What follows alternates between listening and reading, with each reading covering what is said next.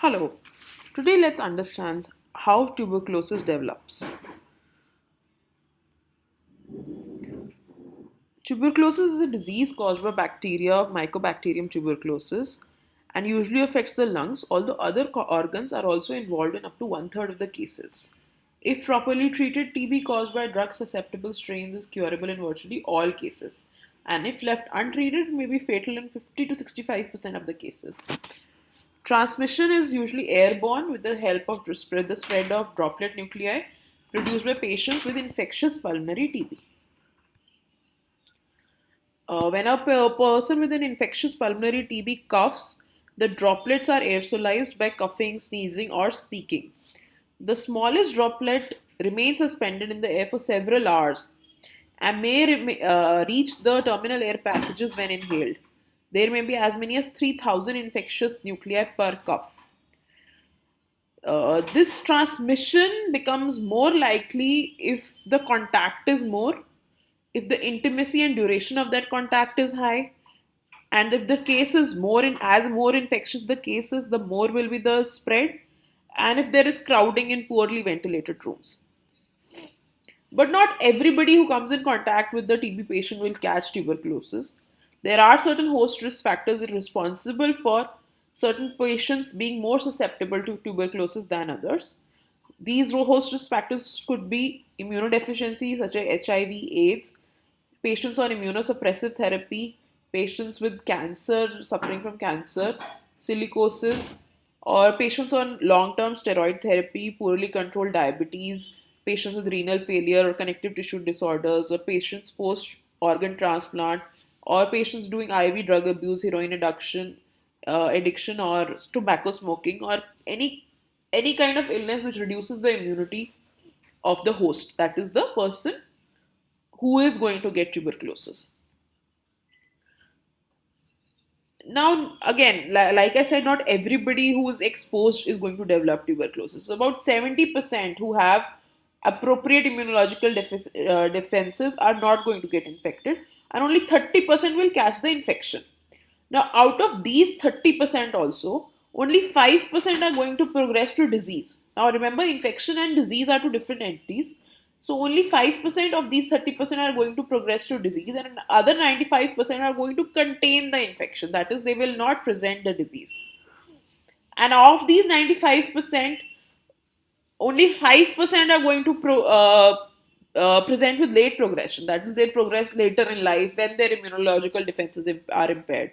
While 90% of them are going to have continued containment, that is, they will not present with the disease.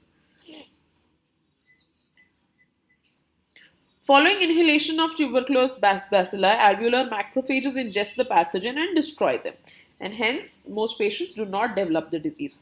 However, bacilli can invade the initial destruction and continue to multiply inside, leading to the disruption and fresh infection of bystander macrophages. Now, macrophages are the primary line of defense. So, that is how the TB bacilli enters our body. While the majority are trapped in upper airways and expelled, a fraction reach the lower airways and alveoli. Alveoli are the small pockets of air in our lungs, and a small proportion of these bacilli do reach the alveoli and then cause the infection. Now, briefly about what are the types of tuberculosis, what is the classification of tuberculosis. So, first is what's something called the primary tuberculosis, which is caused in a person with no previous exposure. That is, patient catches the infection and progresses to disease. Now, progressive primary TB is which generally self-limiting and may give rise to larger lesions, while a post-primary is result of endogenous reactivation. That is, the patients who end up containing the disease at first instance, but progress later. That is endogenous reactivation, or can be because of exogenous reinfection. That is, they were able to contain the primary disease but were reinfected with the disease.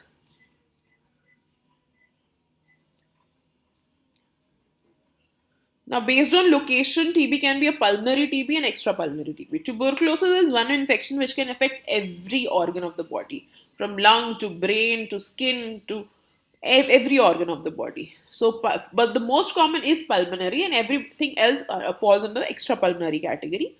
And then there is an entity called disseminated TB where it involves two non-contiguous sites. It can occur in primary or post-primary. That is where two sites are involved. And when these lesions are smaller than 2 mm, the term used for describing that entity is miliary TB.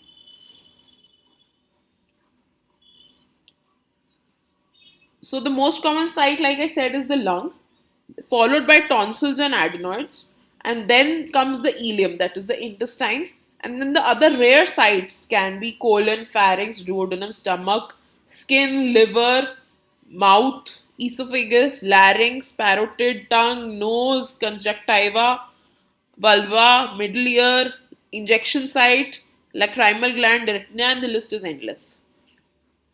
Now, within the lung, also TB can present differently. One is a lobular pneumonia, which is a uh, which presents on the X-ray like a consolidation. The second are nodular or coin lesions or tuberculomas. They present as small, like coins on the X-ray. They can be of small, large size. Size can vary, but they basically present as nodular or coin lesions on the X-ray. Then something called the fibrocaseous tuberculosis. This is the most common type, where a tuberculous cavity can be seen on the patient's X-ray. Then something called bronchopneumonia, which is not a classical consolidation, classical pneumonia, but the bronchi are infected, so it is called bronchopneumonia. And then there can be bronchial lesions, where something called endobronchial TB, where the which is a very infectious form of tuberculosis, and something also called the whole lung TB, where more than one type of form of lung TB can exist. While disseminated TB is occurrence of widespread visceral tuberculosis due to hematogenous dissemination of virulent TB bacilli from an active caseous source of infection.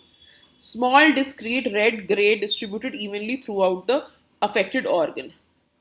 Lung, liver, spleen, bone marrow are most commonly involved. They can be two types: cellular with hard nodules and caseating with softer nodules, and they are also more infectious. So that's all about tuberculosis for now. Next, we will talk about the more about tuberculosis. Thank you.